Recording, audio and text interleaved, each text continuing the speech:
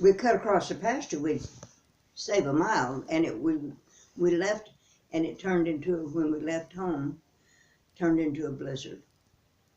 So, and it was already snowed.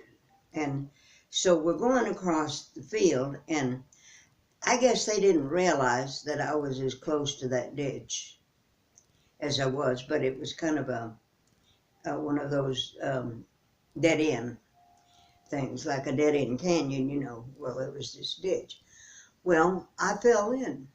I just stepped off and boom, down I went. And it wasn't very big, you know. I never was very big. I was like Emma. And it just covered me up, and they dug me out of there. Well, I was so cold, I just stood there. I couldn't move. I was too cold to move.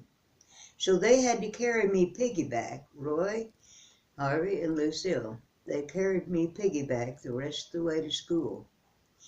The teacher set me in front of the stove. Her name was, oddly enough, her name was Lucille Ball. Yeah.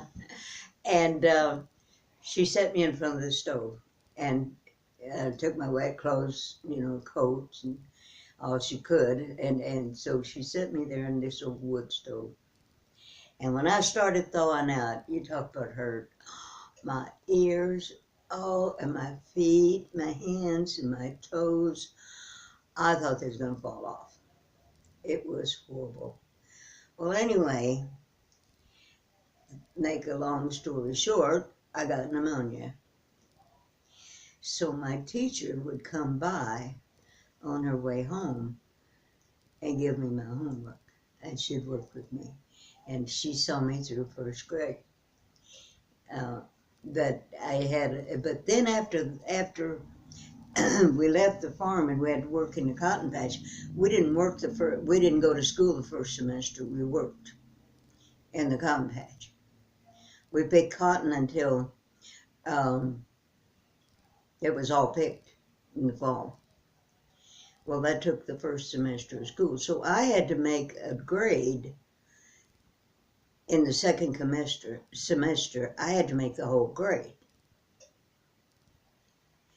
And, well, all of us did. And that was hard. You barely squeezed through.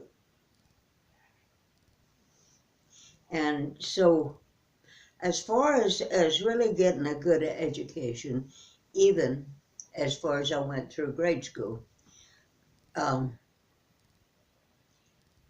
it wasn't a good education, you know. Well, I didn't want to quit learning.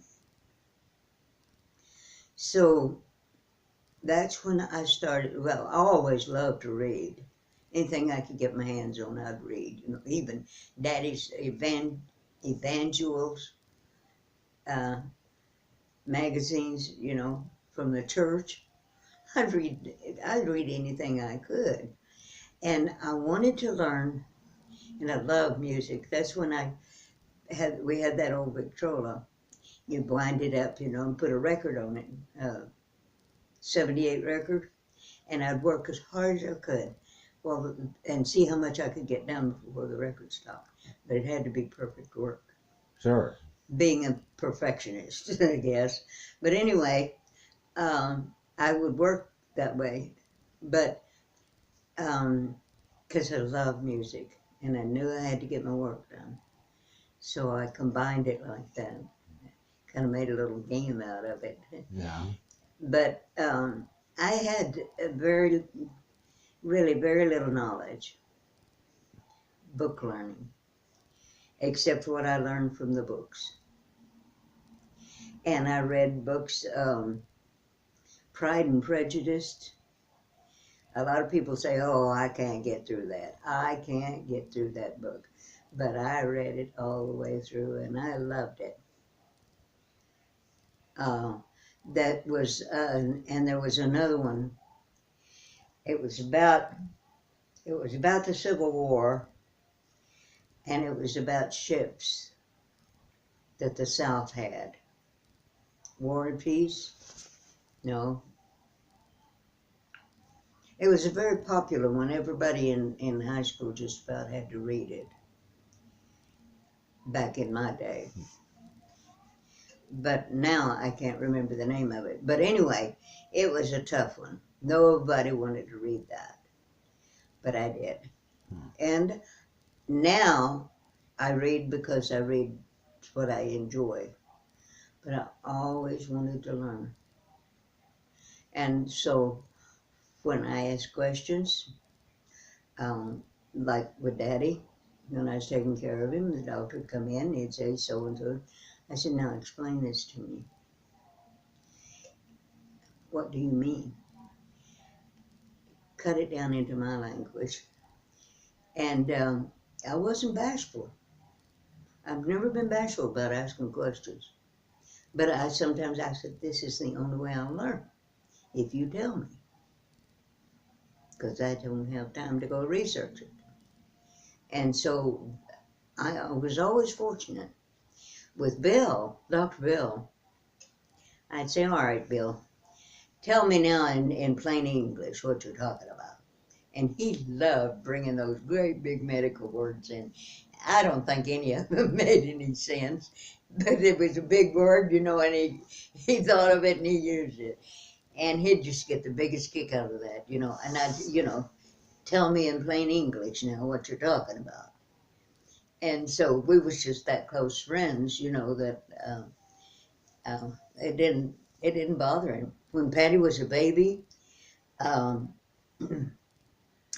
she got constipated. So Luther called Bill and he said, Patty can't go to the bathroom, she's constipated. Bill said, go to the drugstore and get some baby glycerin sticks. And there's a glycerin according to the directions. So we did. Well, Patty got a little, just 2 or 3 drops of blood at one of the little vessels around, you know, the outside. She didn't cry or anything. It didn't hurt her. But there was just about 3 little drops of blood on the white. He grabs her up, throws me in the car, gets the baby, off we go to Bill's house. He didn't live too awful far from us. And so Anita came to the door and, what's wrong? Luther said, she's bleeding. Our baby's bleeding. And Bill grabbed her, laid her on the kitchen counter, checked her out, and he got tickled.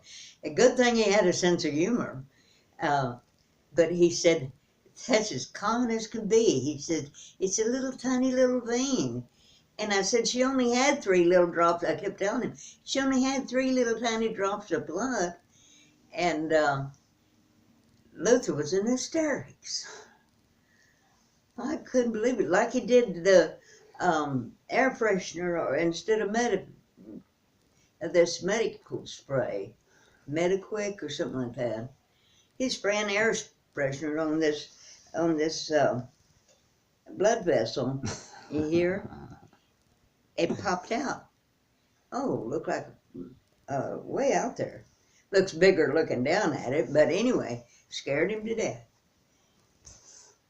Thought it was gonna break and I was gonna bleed to death. It was a vessel, it wasn't a vein. You know, where you bleed to death. And it was lavender fresh when he got done. No, he did that, and he wanted to, take me to the emergency room. I said, don't be ridiculous. It's just a vein. At least I knew that much. And it went down. But I can't remember if he bandaged it all up or not, probably. He would panic more than anybody I ever saw. But that was his first panic attack I saw, was with Patty. But Bill he was very patient with us. And he always said, I treat your kids just exactly the way I treat mine. Any treatment I do for my kids, your kids get the same thing. And when Cynthia had the ear infections, and she was really bad this one time.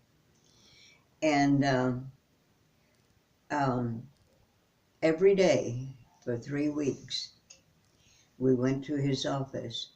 He cleaned her ears out and put terramycin powder. The only thing the culture sensitivity test would pick up on the infection was the terramycin powder, not the shots, not the pills, just powder.